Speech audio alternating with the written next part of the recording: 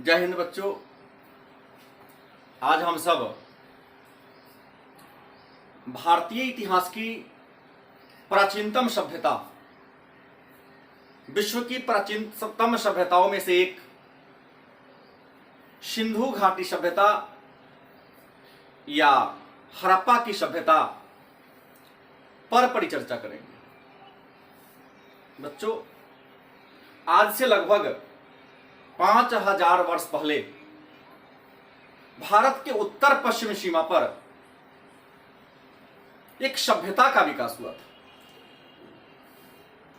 उस सभ्यता का विकास चूंकि सिंधु और उसके सहायक नदी घाटी में हुआ था, इसलिए उस सभ्यता को हम सिंधु घाटी सभ्यता के नाम से जानते हैं। इस सभ्यता का जो प्रचलित नाम है वह हड़प्पा की सभ्यता है। सिंधु घाटी सभ्यता को हम हड़प्पा की सभ्यता भी कहते हैं क्योंकि सिंधु घाटी सभ्यता की खुदाई सबसे पहले 1921 ईस्वी में हड़प्पा नामक स्थान पर की गई थी। तो सिंधु घाटी सभ्यता को प्रारंभ करने से पूर्व हम ये जान लें कि सिंधु घाटी सभ्यता का विकास कब हुआ, उसके बारे में जानकारी कैसे मिली, वह किस देश की सभ्यता है। तो आपको बता दें, सिंधु घाटी सभ्यता के बारे में जानकारी सबसे पहले चार्ल्स मैसन को मिली थी 1826 ईस्वी में। उसके बाद सिंधु घाटी सभ्यता के बारे में जानकारी 1856 ईस्वी में तब लगी जब ईस्ट इंडिया कंपनी के शासनकाल के दरमियान कराची से लाहौर तक रेल लाइन का पटरी बिछाया जा रहा था। इस दरमियान मजदूर जिस ईंट का प्रयोग कर रहे थे वह यह नहीं जान रहे थे कि यह ईंट भारत के प्राचीन इतिहास की कहानी को छुपा कर रखा हुआ है। तो अंग्रेजों के शासन काल के दौरान कराची से लाहौर तक रेल लाइन के निर्माण ही सिंधु घाटी सभ्यता के उजागर की कहानी को बताती है। अगर वह रेलवे लाइन का निर्माण नहीं होता तो शायद सिंधु घाटी सभ्यता के बारे में हमें जानकारी नहीं मिलती। सिंधु घाटी सभ्यता के बारे में जानकारी प्राप्त करने का एकमात्र स्रोत है, उसका नाम है पुरातत्व। क्योंकि विश्व की जितनी भी नदी घाटी सभ्यताएं हैं उन सभी सभ्यताओं की लिपि को पढ़ा जा सका है, लेकिन सिंधु घाटी सभ्यता की लिपि को आज तक किसी विद्वान ने पढ़ने में सफलता प्राप्त नहीं किया। तो सिंधु घाटी सभ्यता के इतिहास के बारे में जानकारी का एक ही स्रोत मेरे पास है, उस स्रोत का नाम है पुरातत्व। तो आपके मन में पहला प्रश्न होगा कि पुरातत्व क्या है। तो पुरातत्व संस्कृत भाषा का शब्द है जो पूरा और तत्व दो शब्दों के मिलने से बना है, जिसमें पूरा का मतलब होता है प्राचीन और तत्व का मतलब होता है सामग्री। मतलब खुदाई से या उत्खनन से जो पुरानी सामग्री हमें प्राप्त होती है उसे ही हम पुरातत्व के नाम से जानते हैं। दूसरी, पुरातत्वविद किसे कहते हैं? तो पुरातात्विक सामग्री के बारे में जो अध्ययन करने वाले विद्वान होते हैं, पुरातात्विक सामग्री के बारे में अध्ययन करने वाले जो विद्वान होते हैं, जो व्यक्ति होते हैं, उसे ही हम पुरातत्वविद या पुरातत्ववेता के नाम से जानते हैं। तीसरा प्रश्न आपके मन में होगा, इतिहास के स्तरीकरण का सिद्धांत क्या है? तो इतिहास के स्तरीकरण कहें या इतिहास के सतहीकरण कहें, तो इतिहास के स्तरीकरण का जो सिद्धांत है वह प्राचीन इतिहास के बारे में जानकारी प्राप्त करने का एक सिद्धांत है। इस सिद्धांत की नींव पीट रिवर्स महोदय ने मिस्र में डाली थी। इस सिद्धांत के अनुसार खुदाई से जो वस्तु जितनी गहराई से प्राप्त होती है, मतलब अगर धरती की खुदाई हो रही है, जो वस्तु जितनी गहराई से प्राप्त होती है उस वस्तु का इतिहास उतना ही प्राचीन होता है। इसके आगे हम बात करें तो हड़प्पा सभ्यता की खोज की कहानी, इसके बारे में चर्चा किया। हड़प्पा सभ्यता का समय क्या होगा, काल क्या होगा, तो सिंधु घाटी सभ्यता या हड़प्पा सभ्यता के समय के बारे में अलग अलग विद्वानों ने अलग अलग मत दिया है, लेकिन काल निर्धारण की जो वैज्ञानिक विधि है उसका नाम है कार्बन 14 विधि। इस विधि की खोज 1946 ईस्वी में अमेरिका के रसायन शास्त्री बीएफ लेवी ने किया। इस सिद्धांत के अनुसार, इस विधि के अनुसार, मतलब कार्बन 14 विधि के अनुसार सिंधु घाटी सभ्यता का समय 2500 ईसा पूर्व से 1750 ईसा पूर्व के बीच। इस बात को व्हीलर महोदय ने भी प्रमाणित करने का काम किया है। एक और आपके मन में प्रश्न होगा, तो ये कार्बन 14 पद्धति है क्या? तो कार्बन 14 पद्धति जीवाश्म के उम्र का पता लगाने की विधि। संसार में जितने भी जीवित जीव हैं उन सभी जीवित जीवों के शरीर में कार्बन 14 और कार्बन 12 की मात्रा मौजूद होती है। जैसे ही जीव की मृत्यु होती है, कार्बन 14 उस जीव के शरीर से धीरे धीरे कम होने लगता है और कार्बन 12 यथावत रहता है। जीव की मृत्यु के बाद भौतिक शास्त्री कार्बन 12 से कार्बन 14 की तुलना करके उस जीव के उम्र का पता लगा देते हैं। इस विधि की खोज बीएफ लेवी ने 1946 में किया था, जो अमेरिका के रसायन शास्त्री थे। अगला प्रश्न होगा, तो हड़प्पा सभ्यता का विस्तार कहां से कहां तक था?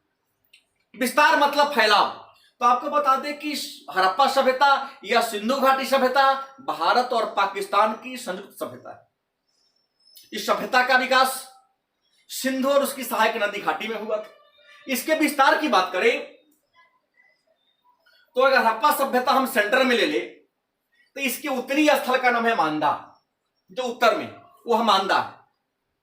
यह जम्मू कश्मीर के अखनूर जिला में चेनाब नदी के किनारे। यह हो गया आपका उत्तर वाला स्थल। अब हम दक्षिण में आते हैं तो दक्षिणी स्थल का नाम है दाइमाबाद, उसको भगत राव भी कहते हैं, नियरेस्ट पॉइंट, जो महाराष्ट्र में नर्मदा की सहायक परवरा नदी के किनारे है। पूर्वी स्थल आलमगीरपुर है, जो उत्तर प्रदेश के मेरठ जिला में हिंडन नदी के किनारे है, यमुना की सहायक है। ये जो हिंडन नदी है वही यमुना की सहायक नदी है। अगर हम पश्चिमी स्थल की बात करें तो पश्चिमी स्थल मकराना समुद्र तट के किनारे सुतका गेंडोर है। मकराना समुद्र तट के किनारे सुतका गेंडोर है, जो पाकिस्तान के बलूचिस्तान प्रांत में दास्कन नदी के किनारे। सिंधु सभ्यता की जो लंबाई की बात करें तो उत्तर से दक्षिण की लंबाई 1100 किलोमीटर और पूरब से पश्चिम की लंबाई 1600 किलोमीटर। इसकी आकृति त्रिभुजाकार है और इसका क्षेत्रफल 12,99,600 वर्ग किलोमीटर। तो अब आया कि हड़प्पा सभ्यता के निर्माता कौन थे, इसे बसाया किसने? तो हड़प्पा सभ्यता के निर्माता के संबंध में भी अलग अलग विद्वानों ने अलग अलग विचार दिया है। किसी ने अल्पाइन कहा, किसी ने भूमध्य सागरीय कहा, लेकिन अगर सर्वमान्य मत की हम बात करें तो हड़प्पा सभ्यता के निर्माता द्रविड़ प्रजाति के लोग या द्रविड़ समुदाय के लोग। अब आते हैं अपने मूल बिंदु पर कि मैंने प्रश्न कहा कि सिंधु घाटी सभ्यता या हड़प्पा सभ्यता के बारे में जानकारी प्राप्त करने का एकमात्र स्रोत है, उसका नाम है पुरातत्व। तो भारत में पुरातात्विक वस्तुओं के बारे में जानकारी प्राप्त करने के लिए 15 जनवरी 1784 ईस्वी में विलियम जोन्स की अध्यक्षता में एक संस्था का गठन किया गया था। उस संस्था का नाम था एशियाटिक सोसाइटी। भारत में पुरातात्विक वस्तुओं के बारे में जानकारी प्राप्त करने के लिए 15 जनवरी 1784 को विलियम जोन्स की अध्यक्षता में एशियाटिक सोसाइटी की स्थापना की गई थी। इसके बाद 1861 में एक नया विभाग खोल दिया गया, जिसका काम था कि खुदाई से प्राप्त वस्तु के बारे में जानकारी प्राप्त करना।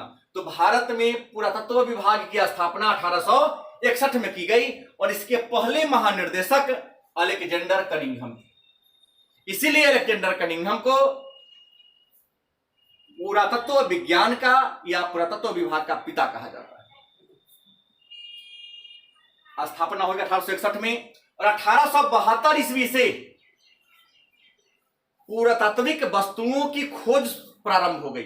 स्थापना 61 में हुआ 1800 और 1872 से भिन्न भिन्न जगहों पर जाकर खुदाई शुरू की गई। 1902 ईस्वी में जॉन मार्शल को या सर जॉन मार्शल को पुरातत्व विभाग का महानिर्देशक बनाया गया और जॉन मार्शल ने ही हड़प्पा से प्राप्त मोहर माने मुद्रा के आधार पर 1924 ईस्वी में विश्व के सामने हड़प्पा सभ्यता का प्रमाण पेश किया। अर्थात जॉन मार्शल ने 1924 में विश्व के सामने यह कहा कि हमने एक प्राचीन सभ्यता की खोज की मुद्रा को देखकर। हालांकि इसके बारे में जानकारी सबसे पहले चार्ल्स मैसन ने 1826 में दिया था। इसके निर्माण की कहानी, इसके बारे में विशेष जानकारी 1856 में कराची से लाहौर तक रेल लाइन बिछाने के क्रम में पता चला और इस जानकारी को देने वाला जो व्यक्ति था, मतलब रेल लाइन बिछाने वाले जो मेन इंजीनियर थे, उनका नाम था जॉन ब्रटन और विलियम ब्रटन। मतलब 1856 में कराची से लाहौर तक रेल लाइन बिछाने के क्रम में जॉन ब्रटन और विलियम ब्रटन के द्वारा हड़प्पा के पुरातत्व के बारे में जानकारी दी गई। उसके बाद 1873 में जनरल कनिंघम को हड़प्पा का पूरा तत्व मिला और 1912 ईस्वी में जे फिलिट महोदय ने पुरातत्व के आधार पर हड़प्पा सभ्यता के बारे में एक लेख लिखा। हड़प्पा सभ्यता एक शहरी सभ्यता थी जो भारत और पाकिस्तान की संयुक्त सभ्यता थी। अभी तक इसके लगभग 2000 स्थलों की खुदाई की जा चुकी है। हालांकि विभाजन के बाद अधिकांश स्थल पाकिस्तान में चल गए। तो इन 2000 स्थलों में 6 स्थल को बड़े शहर की संज्ञा दी गई है। हम लोग जानेंगे कि सिंधु घाटी सभ्यता के प्रमुख शहर कौन कौन थे, उनकी स्थिति क्या थी और वहां से क्या क्या मिला है। तो जैसा कि हम जानते हैं कि सिंधु घाटी सभ्यता एक शहरी सभ्यता थी, एक नगरीय सभ्यता थी। इस सभ्यता के अभी तक लगभग 2000 स्थलों की खुदाई की जा चुकी है। इन 2000 स्थलों में 6 ऐसे स्थल हैं जिन्हें नगर की संज्ञा दी गई है। वे प्रमुख शहर हैं हड़प्पा, मोहनजोदड़ो, चन्हूदरो, लोथल, कालीबंगा और बनवाली। क्रमिक रूप से हम सब पर प्रकाश डालेंगे। नंबर 1 में आते हैं हड़प्पा। इसकी खुदाई 1921 ईस्वी में इसके खोजकर्ता दयाराम साहनी, यह पाकिस्तान के पंजाब राज्य के मोंटगोमरी जिला में रावी नदी के किनारे। यहां से बहुत सारे पुरातत्व मिले हैं, खुदाई से बहुत सारी वस्तुएं मिली हैं, जिनमें प्रमुख है स्त्री के गर्भ से निकलता हुआ पौधा। स्त्री के गर्भ से मतलब एक मिट्टी की ऐसी स्त्री की मूर्ति मिली है जिसके गर्भ से एक पौधा को निकलते हुए दिखाया गया। दूसरा, स्त्री की लघु मृण मूर्ति। स्त्री की लघु मतलब छोटा, मृण मूर्ति मतलब मिट्टी की मूर्तियां बहुत ज्यादा मिला है। प्रसाधन मंजूषा मतलब श्रृंगार सामग्री। आरित 37 कब्रिस्तान मतलब एक कब्रिस्तान मिला है जहां लोगों को मरने के बाद दफनाया या जलाया जाता था, तो उसका नाम है आरित 37 कब्रिस्तान का नाम। पत्थर की शीशन वयोनि मतलब पत्थर के स्त्री और पुरुष के लिंग की आकृति का एक नमूना मिला है। लकड़ी का हल, खेत जोतने का यंत्र होता है। लेख युक्त बर्तन, एक ऐसा बर्तन मिला है जिस पर कुछ चिन्ह अंकित। शंख का बैल, तांबे का मोहर, खरगोश के चित्र वाली मुद्रा और हड़प्पा की विशेषता थी कि हड़प्पा में के किला में घुसने का प्रवेश द्वार उत्तर दिशा से था। प्रश्नता है कि हड़प्पा सभ्यता में प्रवेश किस दिशा से करते थे, तो हड़प्पा सभ्यता का मुख्य द्वार उत्तर दिशा की ओर था। और हड़प्पा सभ्यता की एक और विशेषता, हड़प्पा शहर की एक और विशेषता थी कि गढ़ी के निर्माण में, मतलब किला के निर्माण में मिट्टी और कच्ची ईंट का प्रयोग किया गया था। कहने का मतलब हड़प्पा जो शहर था उसके चारों तरफ से जो किला बना था वह कांच ईंट का बना हुआ था और ईंट की जोड़ाई के लिए भी मिट्टी का ही प्रयोग किया गया। दूसरा शहर है मोहनजोदड़ो। इसका शाब्दिक अर्थ होता है मृतकों का टीला सिंधी भाषा में। मोहनजोदड़ो का सिंधी भाषा में शाब्दिक अर्थ होता है मृतकों का टीला। मोहनजोदड़ो की मिट्टी बड़ी उपजाऊ है, इस कारण इसे सिंध का बाग या सिंध का नखलिस्तान भी कहते हैं। इसकी खोज 1922 ईस्वी में राखाल दास बनर्जी के देखरेख में हुआ था। यह पाकिस्तान के सिंध प्रांत के लारकाना जिला में सिंधु नदी के पूर्वी किनारे पर स्थित है। मोहनजोदड़ो से अनेक सारे पुरातत्व मिले हैं, जिनमें प्रमुख है पुजारी का सिर, मतलब धर नहीं, केवल सिर है। सभागार मतलब हॉल एक बहुत बड़ा मिला है जहां सभा होती थी। कांस्य की नर्तकी, कांस्य एक मिश्र धातु है, मतलब सिंधुवासी मिश्र धातु बनाना जानते थे, दो या दो से अधिक धातुओं को मिलाकर एक नया धातु का निर्माण करते थे। तो कांस्य की नर्तकी मतलब नाच करने वाली मूर्ति। शीप का पैमाना, सूती कपड़ा, पानी का जहाज, हाथी का कपाल, मेसोपोटामिया की मोहर, मेसोपोटामिया मतलब वर्तमान इराक, यहां का मोहर माने मुद्रा मिला है। मतलब सिंधु घाटी सभ्यता का मेसोपोटामिया के साथ व्यापारिक संबंध थे। दाढ़ी वाला मनुष्य की प्रतिमा, एक ऐसे मनुष्य की मूर्ति मिली है जिसके चेहरा पर दाढ़ी है। पशुपति चित्र वाली मुद्रा, एक ऐसी मुद्रा मिली है, मतलब सिक्का मिला है जिस पर पशुपति मतलब भगवान शिव का एक रूप है, उसकी अंकित चित्र। उसके बाद विशाल अन्नागार, स्नानागार, हाथी दांत का तराजू और बर्तन पर नाव के चित्र का नमूना मिला है। यह सिंधु सभ्यता के मोहनजोदड़ो स्थल के पुरातत्व है। तीसरा जो शहर है उनका नाम है चन्हुदरो। इसकी खुदाई 1931 ईस्वी में हुई थी। इसके खोजकर्ता एनजी मजुमदार, और यह पाकिस्तान के सिंध प्रांत के मोंटगोमरी जिला में सिंधु नदी के किनारे। यहां से भी बहुत सारे पुरातत्व मिले हैं, जिनमें मनका बनाने का कारखाना, इसे तो बार बार प्रतियोगिता परीक्षा में पूछा जाता है। मनका मतलब मिट्टी के खिलौना बनाने का कारखाना। अलंकृत हाथी, श्वान मतलब बतख, पीतल का बतख, सॉरी श्वान मीन्स हंस, पीतल का बतख, लिपस्टिक और तराजू का बैलगाड़ी। आते हैं चौथा शहर लोथल। इसकी खुदाई 1957 ईस्वी में की गई थी। इसके खोजकर्ता SR राव हैं।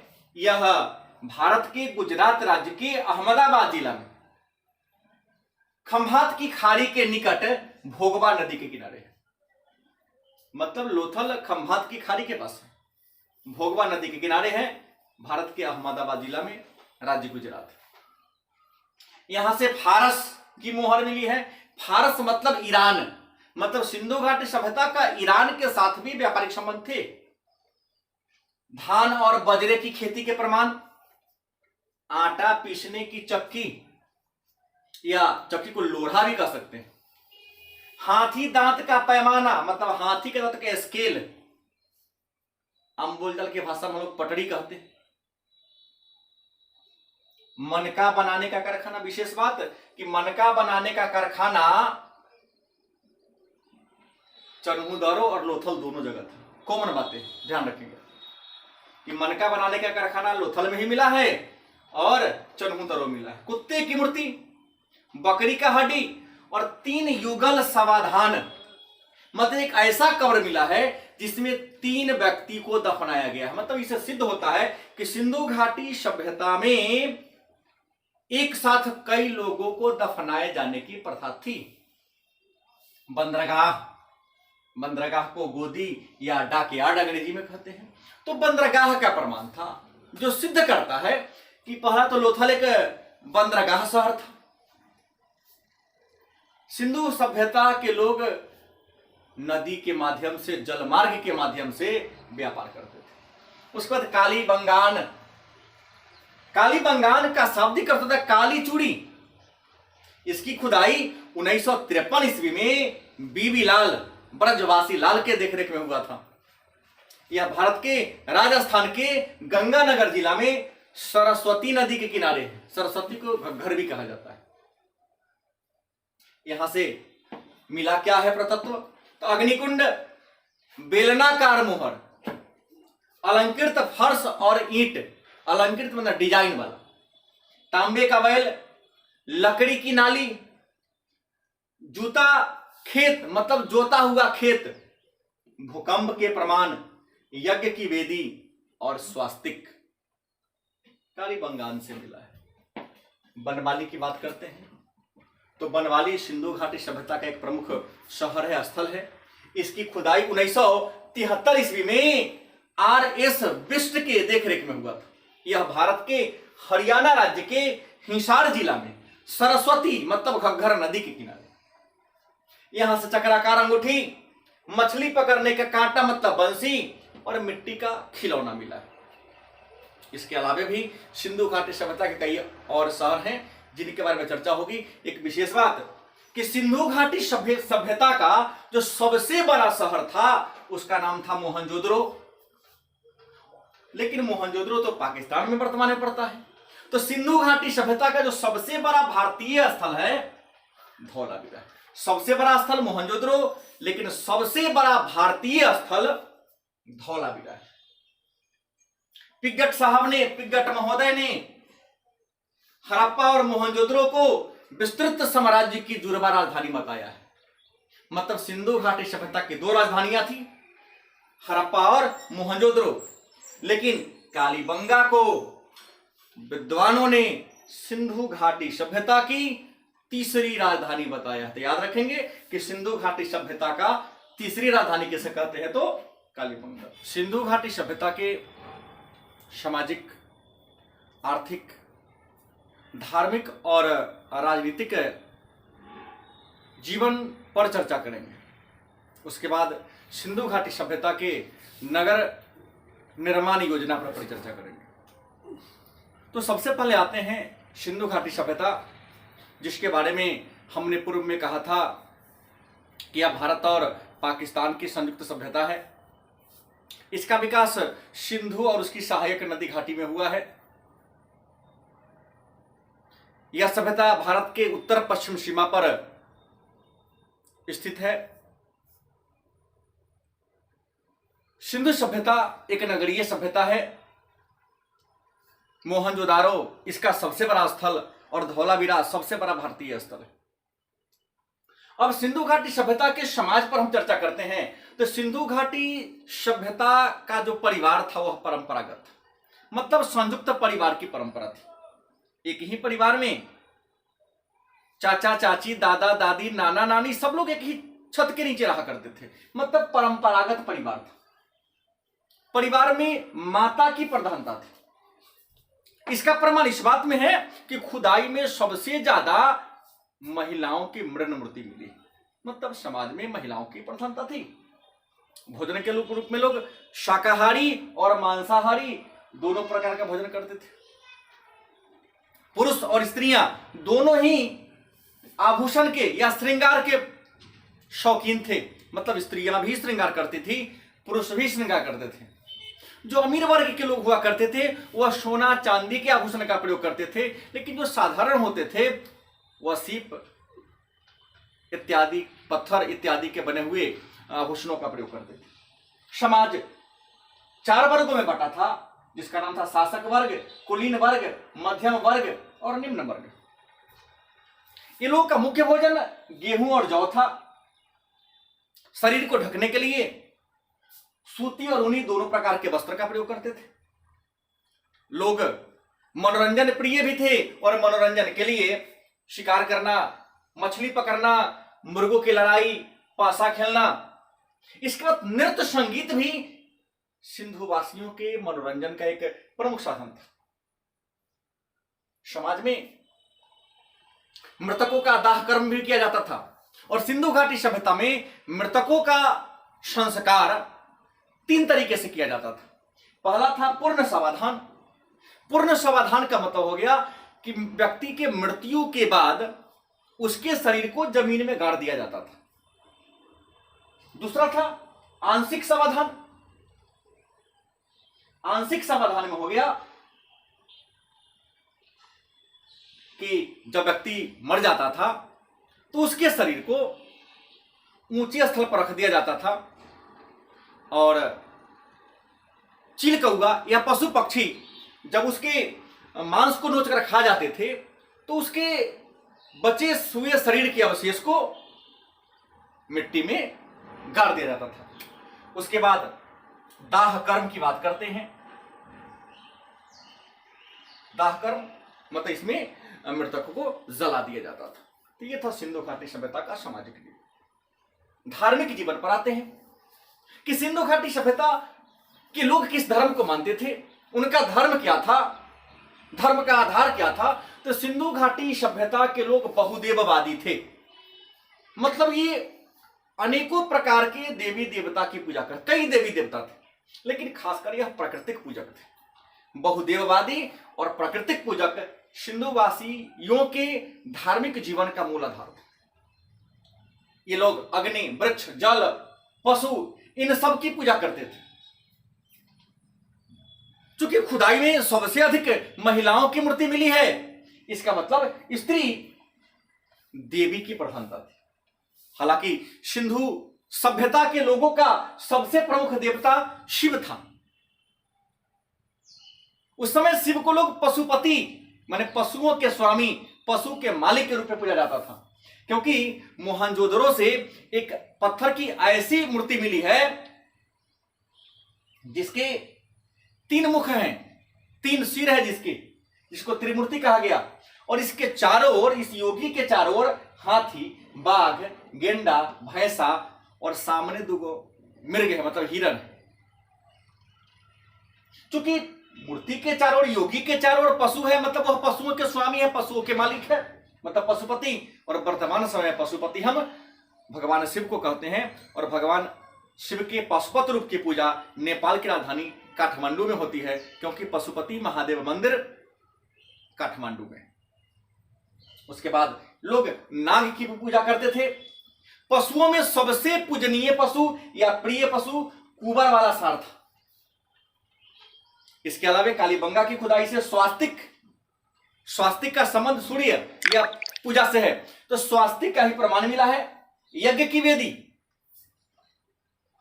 जादू टोना में विश्वास करते थे लोग, क्योंकि तंत्र ताबीज लोग ताबीज का भी नमूना मिला है। मतलब अंधविश्वास भी सिंधु घाटी सभ्यता में मौजूद थी। आर्थिक जीवन की बात करें तो सिंधु घाटी सभ्यता के लोगों के जीविका का मूल आधार कृषि था। खेतीबाड़ी उनके जीवन यापन की मूल इकाई थी। लेकिन खेतीबाड़ी के अलावे पशुपालन और व्यापार भी सिंधु घाटी सभ्यता के लोगों की अन्य आर्थिक क्रियाकलाप थे। अनाज में गेहूं, जौ, मसूर इत्यादि की खेती होती थी। रंगपुर से तो धान का भूसी मिला है, मतलब चावल की खेती भी होती थी, लेकिन शायद अल्प मात्रा में होती थी।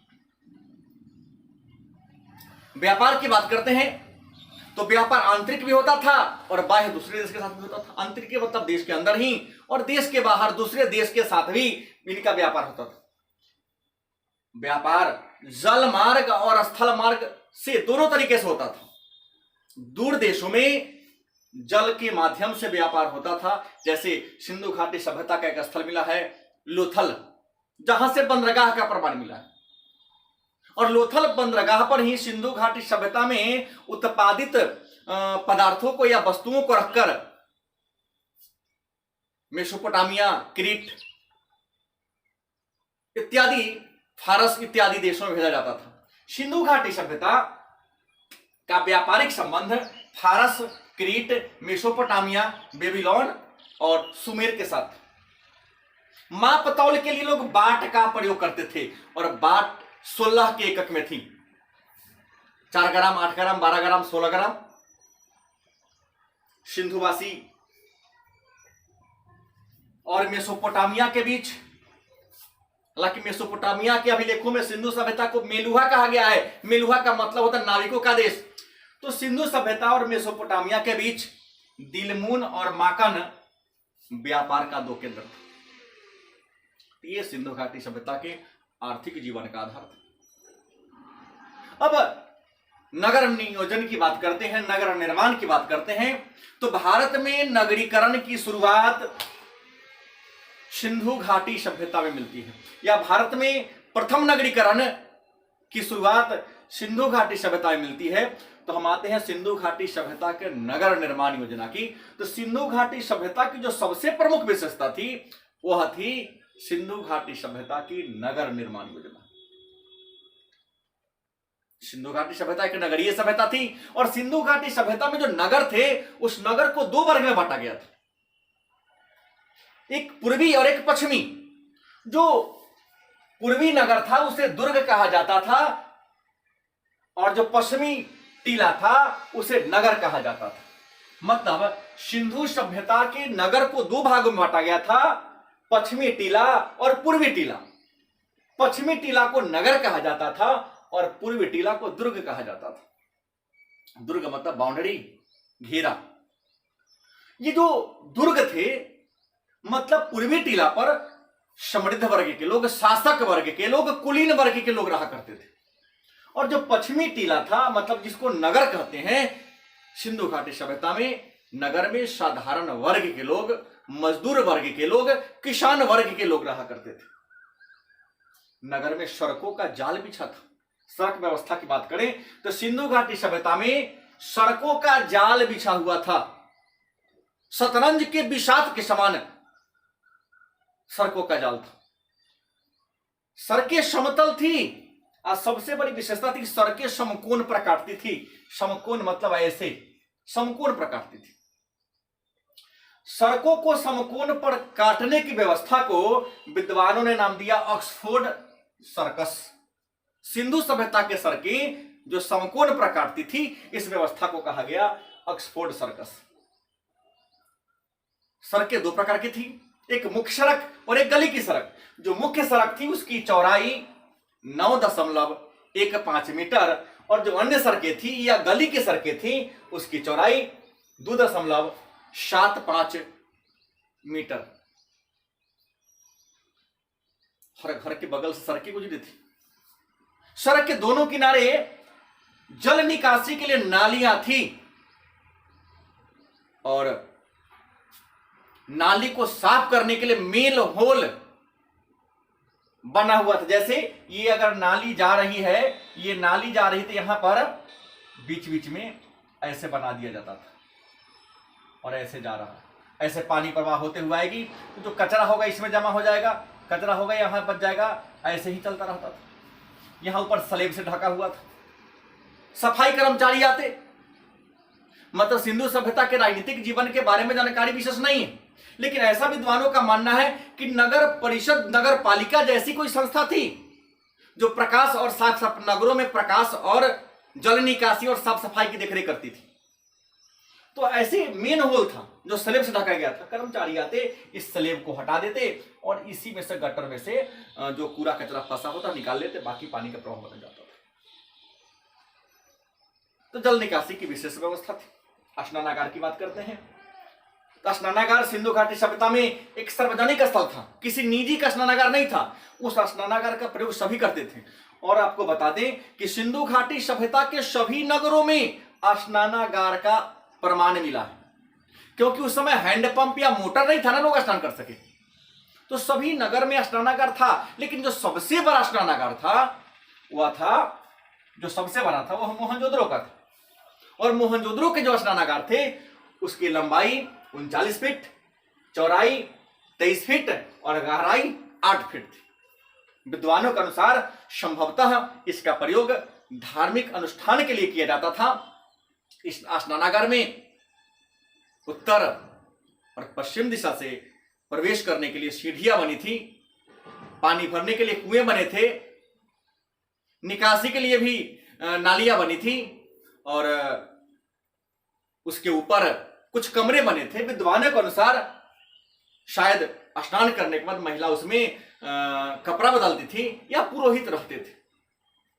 अन्नागार की बात करते हैं तो जो अतिरिक्त उत्पादन हो जाता था उस अतिरिक्त उत्पादन को सुरक्षित रखने के लिए, भंडारित करने के लिए हर शहर में छोटे छोटे, आज के एफसीआई गोदाम की तरह, वर्तमान एफसीआई गोदाम की तरह अनाज का कोठा अन्नागार बना हुआ था। उन अन्नागारों में जो सबसे बड़ा अन्नागार था मोहनजोदड़ो का था। उसकी लंबाई 45.72 मीटर और चौड़ाई 22.86 मीटर था। इस अन्नागार की सबसे बड़ी खासियत थी कि अन्नागार का जो गेट था वह सड़क की ओर नहीं खुलता था, नदी की ओर खुलती थी, क्योंकि नदी के माध्यम से ही अनाज को लाया और ले जाया जाता था, क्योंकि सड़क पर चलने के लिए वाहन का अभाव था। वाहन थी, बैलगाड़ी थी, बैलगाड़ी से ज्यादा वजन ढोया नहीं जा सकता था, लेकिन नाव से ढोया जा सकता था। घर बनाने के लिए लोग ईंट का प्रयोग करते थे। सिंधु घाटी सभ्यता में भवन बनाने के लिए लोग कच्ची और पक्की ईंट दोनों का प्रयोग करते थे। लेकिन आपको बता दें, सिंधु घाटी सभ्यता का जो ईंट था वह चतुर्भुजाकार, मतलब चौकोर ईंटा था और ईंट 3 डिजाइन वाला था। एक ईंट था इस साइज, मतलब आयताकार।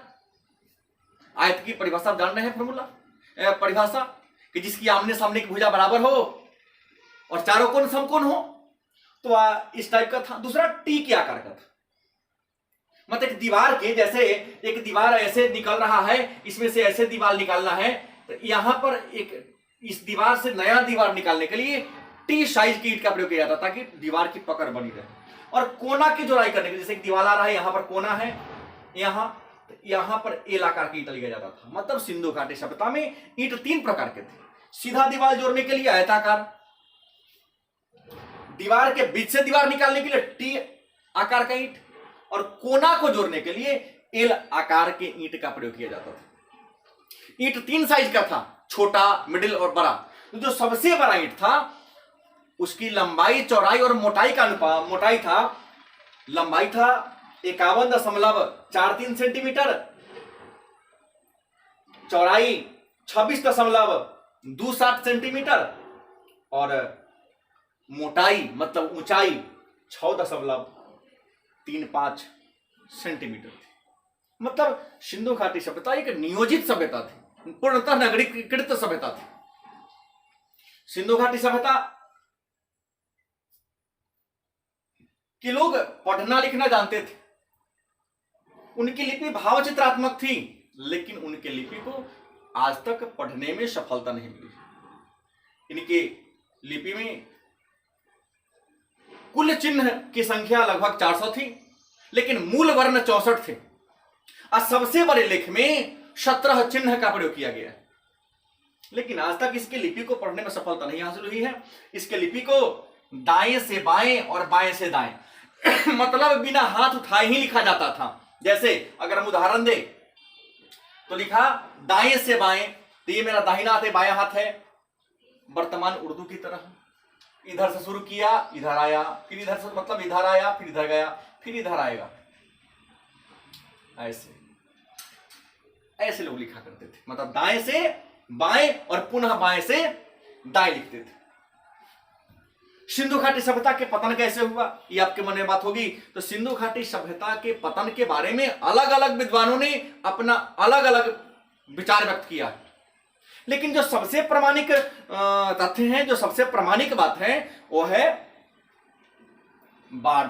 मतलब सिंधु नदी में प्रलयकारी बाढ़ आई, उसी बाढ़ के कारण सिंधु घाटी सभ्यता का पतन हो गया। धन्यवाद।